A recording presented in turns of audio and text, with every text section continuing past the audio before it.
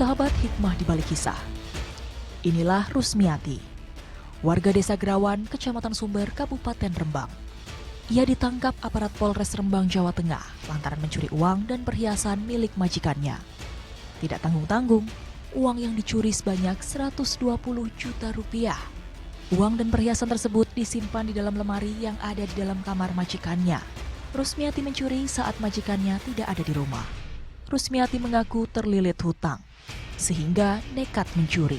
Uang hasil curian kemudian dia gunakan untuk membayar hutang, menebus motor yang digadaikan. Tak hanya itu, sebagian uang hasil curian digunakan untuk membuka usaha rentenir kepada para tetangganya. Ya Pak Ustadz, kalau misalkan kita saksikan tayangan tadi gitu ya, hasil dari curian itu dia gunakan untuk bisnis yang mengakibatkan riba nih Pak Ustadz. Melihat tanggapannya seperti apa Pak Ustadz? Baik, bismillahirrahmanirrahim. Allah Subhanahu wa taala berfirman, "Wa kulu mimma razaqakumullahu halalan thayyiba." Jadi kita itu disuruh mencari nafkah, makan, minum dari sebab-sebab atau dari sumber yang halalan thayyiba. Bukan cuma halal tapi juga baik. Nah, ini perlu dicatat nih. Halal dan baik. Contoh gorengan yang di pinggir jalan tuh, ya kan, yang di pinggir tol, itu kan halal, bakwan, ya kan. Tapi kan kontainer lewat, debunya 2 cm, ya kan. Halal tapi nggak higienis, berarti halal dan kurang baik.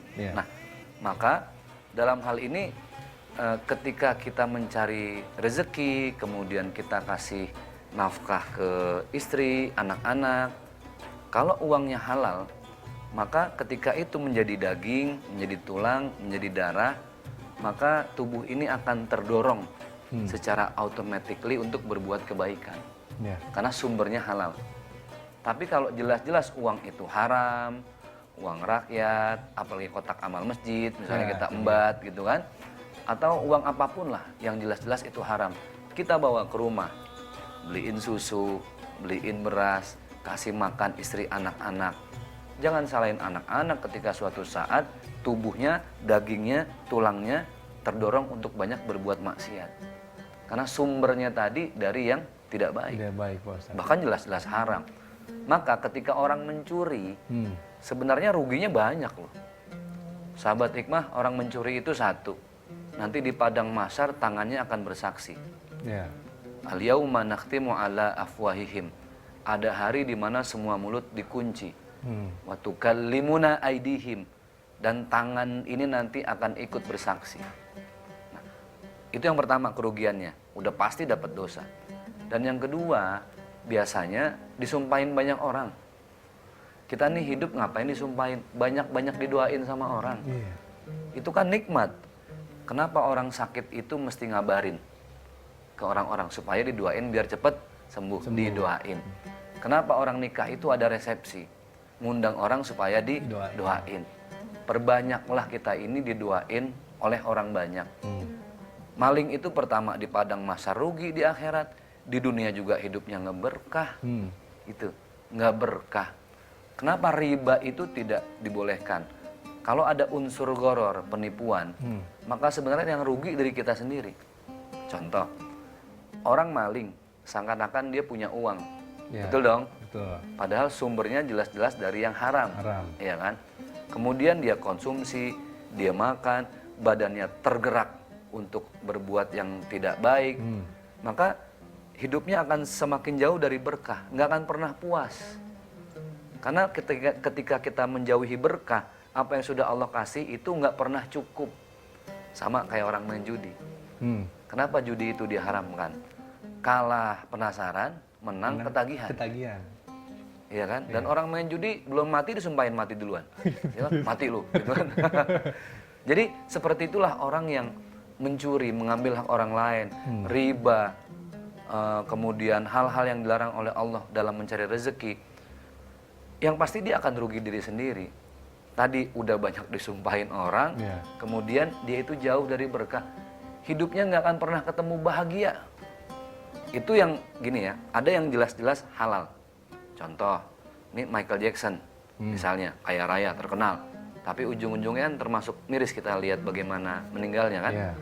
Dulu ada Kurt Cobain, vokalisnya Nirvana, harus membunuh dirinya sendiri, ya kan? Itu jelas-jelas dari yang halal misalnya. Iya. Halal dalam perspektif sumber uangnya ya, bukan dari sisi agama Islamnya. Apalagi ini yang jelas-jelas haram. Pertama, kalaupun Allah tidak memberikan ujian pada dirinya, nanti Allah akan uji dari anak-anaknya. Jadi kalau kita mau ngembat harta orang, jangan mikirin diri sendiri. Iya. Bagaimana perasaan kita kalau suatu saat anak kita yang jadi pencuri. Sejahat-jahatnya seorang pencuri kepengen anaknya jadi kiai.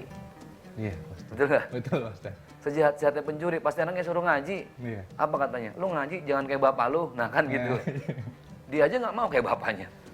Nah makanya itulah kerugian orang yang mencuri banyak, Bang. Ruginya dunia akhirat. Nah, kalau soal hutang gimana nih, Pak Ustaz? Hutang sesuatu yang akan mengganjal perjalanan kita nanti sampai ke akhirat. Makanya harus sangat hati-hati dengan hutang.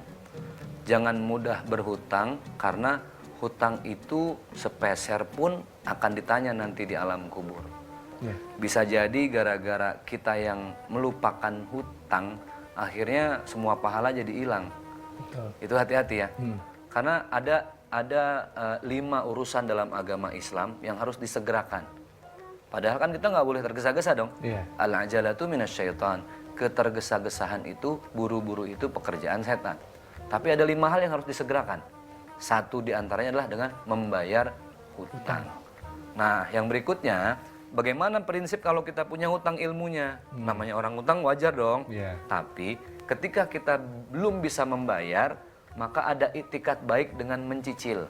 Iya. Nah, itu yang diajarkan oleh para sahabat. Hutang piutang itu biasa, Bang. Silahkan saja. Tapi tercatat dan ada itikat baik untuk mengembalikan dosa besar ketika ada orang yang dia berhutang tapi dari awal niatnya sengaja untuk tidak membayar. Iya. Kan banyak yang begitu. Hutang ya, tapi udah niat dari awal nggak ngebayar. Makanya, terus bagaimana kalau misalnya ngutang, boleh nggak saya ngelebihin tanda terima kasih? Boleh. Mas Adam, ada uang nggak juta? Ada. Udah pakai aja Ustadz, saya masih aman kok. Saya ngembaliinnya saya lebihin. Mas ini ada rezeki 50.000 saya lebihin. Boleh, selama lebihannya tidak ditentukan dari yang ngutangin, dari Mas Adam. Itu nggak boleh. Kecuali saya mau minjemin Ustadz Jaki deh 1 juta. Tapi ntar balikin lebihnya cepet. Ah itu yang nggak boleh. Itu riba jatuhnya di situ. Tapi ketika ngasih itu hadiah, dibungakan, itu nggak boleh. Nggak boleh, Pak Ustaz. Ya, alhamdulillah. Jadi mudah-mudahan kalaupun kita punya hutang, ya diselesain. Belum bisa semua, cicil. Kemudian kalau misalnya kita diutangin orang, nagih, boleh. Boleh. Nah, gitu. Oke. Jadi Pak Ustaz, segala macam bentuk perbuatan kita, tindakan kita di dunia gitu ya, baik buruknya akan dicatat di hari akhir. Dan Betul. bagaimana kesadaran kita juga, ketergerakan kita untuk selalu berbuat baik dan meminimalisir perbuatan jahat. Selalu ada hikmah di balik kisah. Bersama saya Adam Suryanegara dan juga Ustadz Zaki Mirza pamit. Terima kasih. Wassalamualaikum warahmatullahi wabarakatuh. Waalaikumsalam.